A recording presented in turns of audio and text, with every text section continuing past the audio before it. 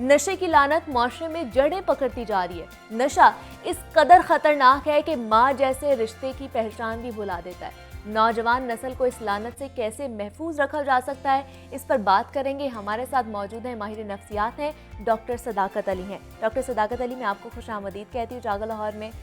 Sir, एक अंदाजे के मुताबिक अगर देखा जाए तो 1 करोड़ से ज़्यादा पाकिस्तानी जो हैं वो नशे के आदी हैं, ज़्यादातर नौजवान जो है। आखिर नौजवान ये नशे की लत उनको लगती क्यों है, शुरू क्यों होती है? क्या महज तफरीह के लिए या जो ज़िंदगी के मसाइल हैं उनसे फ़रार हासिल करने के लिए? अच्छा, जितनी किस्म के लोग नशा करते हैं उतनी ही वजूहात होती हैं नशा करने की। यानी हर आदमी जो नशा करता है उसके पीछे एक अलग से ही कहानी नज़र आती है। लेकिन अगर कोई आप एक वजह ढूंढना चाहते हैं तो आप यूँ समझ लें कि जो इंसानी दिमाग है, अगर वो सही तरह डेवलप नहीं होता, सही तरह वो फंक्शन करना नहीं सीखता, तो उससे नशा करने की एक तलब सी पैदा होती है। ठीक है। आप एक सादा सा लफ्ज़ है जिसे डिसईज़ कहते हैं, डिसईज़ या डिजीज़। तो इसका मतलब सिर्फ ये है कि जब आपको आसानी महसूस ना हो, मुश्किल महसूस होने लगे किसी मामले में, तो फिर करीब में कोई ना कोई मशवरा दे सकता है। ऐसे ही है। और अवेलेबिलिटी चूँकि ड्रग्स की माशरे में बहुत ज़्यादा है, लोगों को पता है। फिर ऐसे प्रोफेशन है जहाँ ड्रग्स लोगों के हाथ में होती हैं, जैसे डॉक्टर, नर्सेज या मेडिकल स्टोर वाले। तो जब कुर्बो जवार में अंबार लगे हों, यानी नशे के, जो कि लीगल भी हो सकते हैं, इलीगल भी हो सकते हैं, लेकिन एक वजह बहरहाल मौजूद है कि अगर इंसान का दिमाग सही तरह नशोनुमा नहीं पाता और फंक्शन करना नहीं सीखता, तो उससे नशे के इम्कानात बढ़ते जाते हैं। यही वजह है कि जो हाई अचीवर्स हैं, आप देखें कि वो भी नशे की तरफ बड़ा रुझान होता है। और माशरे में जितने भी हाई अचीवर्स हैं, चाहे वो डॉक्टर्स हों, लॉयर्स हों, इंजीनियर्स हों या पायलट्स या कोई भी फॉर दैट मैटर CEOs हैं, तो उनके अंदर ख़ास तौर पर ये जो आपने आइस के नशे का जिक्र किया, ये इसका इस्तेमाल बेपनाह है, क्योंकि ये सेंट्रल नर्वस सिस्टम को स्टिमुलेट करता है और एक फॉल्स खुशी की कैफियत जो कि उसके इख्तियार में होती है, जैसे को बटन ऑन करें तो खुशी की कैफियत डेवलप होना। अगर आम आदमी इस बात को समझना चाहता है तो चाय कॉफ़ी जो आम तौर पर हम सब तकरीबन पीते हैं, तो चाय कॉफ़ी में जो कैफ़ीन होती है ये आइस की छोटी बहन है। आप यूँ समझे कि जो चाय का असर होता है उसी को आप सैकड़ों हज़ारों से ज़रब दे लें और इन्हांस कर ले, तो समझे कि ये आइस का नशा है और उससे भी आगे फिर कोकेन का। तो ये जो चाय कॉफ़ी है, फिर रिटालिन एक ड्रग है जो कि ख़ास तौर पर स्टूडेंट्स और मेडिकल स्टूडेंट्स इससे भी ज़्यादा इस्तेमाल करते हैं, क्योंकि उनसे वक्ती तौर पर उनको लगता है कि उनके जो दिमाग की एफिशिएंसी है वो बढ़ गई है। जैसे चाय के बारे में मैंने अर्ज़ किया, तो हम आप सब जानते हैं कि लोग ज़रा भी सुस्ती महसूस करते हैं या कोई काम करने की दिल नहीं करता और वह थके हुए हों या कोई नींद आ रही हो, तो ये चाय के ज़रिए, कॉफ़ी के ज़रिए और कोको कोला या इस तरह के जो ड्रिंक्स हैं जिनके अंदर कैफ़ीन होती है, फिर एनर्जी ड्रिंक्स में कैफ़ीन होती है, तो आप आइसक्रीम में देखें कैफ़ीन डाली जा रही है और बहुत सारी ऐसी चीज़ें आपको मार्केट में मिलती हैं जिनके अंदर कैफ़ीन हो, हत्ता कि शैम्पू, कंडीशनर्स ऐसे आ गए कि जिनमें कैफ़ीन होती है। तो इससे आप अंदाज़ा करें कि इंसान अपनी कमी कमज़ोरी क्या हम ये कह सकते हैं कि ये फर्स्ट स्टेप है जहाँ से हम नशे के आदी बनते हैं? देखिए, जहाँ भी कमी कमज़ोरी आप महसूस करते हैं और आपको पता चल जाता है कि मैं नहायत खामोशी से अपनी उस कमी और कमज़ोरी को वक्ती तौर पर ही सही दूर कर सकता हूँ, तो इंसान शॉर्ट टर्म फिक्स या जुगाड़ का बड़ा कायल है।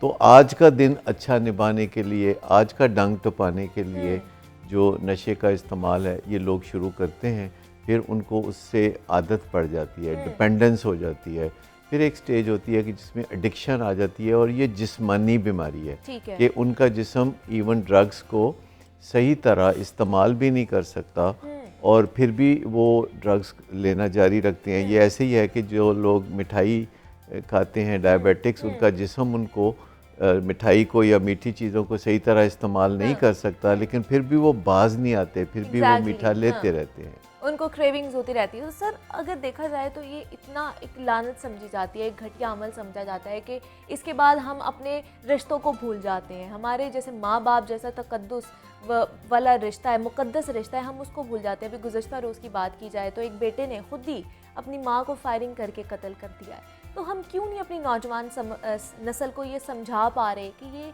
कितना गलत अमल है?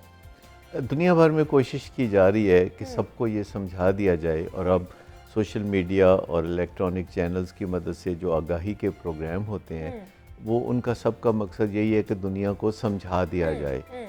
लेकिन असल मसला कुछ यूँ है कि लोगों को ये नहीं बताया जाता कि अगर वो ड्रग्स ना करें तो वो कैसे अपने दिमाग की फंक्शनैलिटी को नॉर्मल रखें और कैसे वो खुशबाश रहें और चाको चौबंद रहें, चुस्त रहें और अपने काम करें। तो जस्ट ये कह देना कि ड्रग्स इस्तेमाल ना करें ये काफ़ी नहीं है। ये बताना बहुत अहम है कि वो कौन सा लाइफस्टाइल है कि जिससे आपको ड्रग्स यूज़ करने की कभी ज़रूरत ही पेश नहीं आएगी। अगर 3-4 छोटी मोटी चीज़ें हैं जो कि अगर आप अपनी ज़िंदगी में समो लें तो आपको कभी भी ड्रग्स इस्तेमाल करने की ज़रूरत पेश नहीं आएगी। जिनमें पहली चीज़ है कि आप वॉक करें, ठीक है, जिसमें कोई खर्च नहीं आता। बिल्कुल ऐसे फिर है कि नींद पूरी करें। कोई भी शख्स जो रात को 9-10 बजे सोने वाला है उसको कभी ड्रग्स का इस्तेमाल करते हुए आप नहीं देखेंगे। ठीक है। तीसरी चीज़ है कि अपनी डाइट को ऐसा रखें कि जो सस्ते खाने होते हैं यानी गोश्त वगैरह ना खाएं और तकरीबन वेजिटेरियन डाइट की तरफ रुजू करें। और चौथी चीज़ है कि आपस में जो झगड़ा फसाद है, जो चीखना चलाना है या गिले शिकवे हैं, ये अगर हम छोड़ दें तो ये 4 चीज़ें मिलके हमारे अंदर वो खुशी की कैफियत पैदा करेंगी जो कि मुफ्त में मिलती है और हमेशा आपको मैसर रहती है। लेकिन सर अब अगर अभी देखा जाए नौजवान नस्ल की हम ज़्यादा बात करें कि उनमें बहुत ज़्यादा रुझान है और अब तालीमी इदारों में भी खुलेआम नशियात का इस्तेमाल हो रहा है और हम देख भी रहे हैं। क्योंकि स्टूडेंट्स ये कहते हैं कि हमें बहुत ज़्यादा स्ट्रेस होता है, ख़ास तौर पर एग्ज़ाम से पहले, तो हम नशियात का इस्तेमाल कर लेते हैं, ड्रग्स ले लेते हैं। तो उनको कैसे बताया जाए? देखिए ये वालिदैन का फ़र्ज़ है कि जो उनको स्कूल भेजते हैं, कॉलेज भेजते हैं इस मकसद के लिए कि वो तालीम हासिल करें, तो वालिदैन का ही फ़र्ज़ है कि उनको दुनियादारी भी सिखाएं, उनको बताएं कि हर चीज़ जो है दुनिया में जो हमें करनी होती है उसमें इन दी लॉन्ग रन जो उसका मामला है वो देखना चाहिए कि जो इल्म आप हासिल करेंगे मनशियात या ड्रग्स की मदद से वो वक्ती होगा, वो ज़िंदगी में आपके कभी काम नहीं आएगा। तो क्या दिमागी सलाहियत सही होती है, बेहतर होती है? स्टूडेंट्स का ये मानना है। वक्ती तौर पर इसमें कोई शक नहीं। जैसे चाय के 1-2 कप पीने के बाद बंदा ज़रा थोड़ा चाको चौबंद हो जाता है, तो ऐसी ड्रग्स हैं जो कि वो इस्तेमाल करते हैं इम्तिहान से चंद दिन पहले और इस तरह पास होने की कोशिश करते हैं, लेकिन ज़िंदगी में ऐसे लोगों को हमने बहुत नाकाम होते देखा है। और स्टूडेंट्स का मामला ये है कि अभी उनका जो दिमाग है वो नशो नुमा पा रहा होता है, क्योंकि इंसान का जो दिमाग है वो आहिस्ता आहिस्ता नशो नुमा पाता है। पैदा होते ही दिमाग मुकम्मल नहीं होता। एक लड़के को मुकम्मल नशो नुमा के लिए यानी दिमाग की मुकम्मल नशो नुमा के लिए 28 साल चाहिए और एक लड़की को 25 साल चाहिए। ठीक है। तो आप समझें कि जिन बच्चों को हम स्कूल भेज के उनके ऊपर ग्रेड्स का बोझ डालते हैं या उनके ऊपर दबाव बहुत ज़्यादा बढ़ा देते हैं कि उनके दिमाग को हम बहुत ज़्यादा इल्म से भर दें, तो इसकी ज़रूरत नहीं है। आज के ज़माने में ख़ास तौर पर जब आपकी फिंगर टिप्स पे नॉलेज है, आप गूगल पे कोई भी चीज़ सर्च कर सकते हैं, तो हर दिमाग को फिर रट्टेबाजी से और चीज़ों से मुख्तलिफ अलूम से भरना ज़रूरी नहीं है। उनके अंदर नशो नुमा के जो तरीके हैं या सीखने का जो एक प्रोसेस है, इसकी महारत होनी चाहिए कि कोई अगर सीखना चाहता है तो उसको पता हो कि मैं कितनी प्रैक्टिस करूँगा तो ये चीज़ मैं सीख सकूँगा। क्योंकि वक्ती तौर पर हमें लगता है कि हमने फ़ौरन सीख लिया है, अगर किसी चीज़ का पता चल जाए, फिर जब हम करके देखते हैं तो वो काम हमसे होता नहीं। और दूसरा ये भी प्रेशर भी बहुत ज़्यादा होता है, हमारे पीयर्स की तरफ से भी होता है, माशरे का भी एक प्रेशर होता है कि तुमने ग्रेड यही लेना है और इससे तुम नीचे आए तो तुम्हें ये नहीं करने देंगे, ये नहीं करने देंगे। तो घर वालों की भी बहुत ज़्यादा जिम्मेदारी, क्योंकि जब आप प्रेशर डालोगे बच्चे पे तो वो तो फिर गलत रास्ते पर जाएगा। वालिदैन अपनी महरूमियों का जो है नज़ारा फिर बच्चों की ज़िंदगी में देखना चाहते हैं कि वो कुछ उनको करके दिखाएं, तो अपनी जो महरूमियाँ हैं उनको खुद वालिदैन को अपने कंधे पे उठाना चाहिए। अपनी खुशियों के लिए, अपने गुरूर के लिए अपने बच्चों को प्रेशराइज़ नहीं करना चाहिए कि वो ये करके दिखाएं।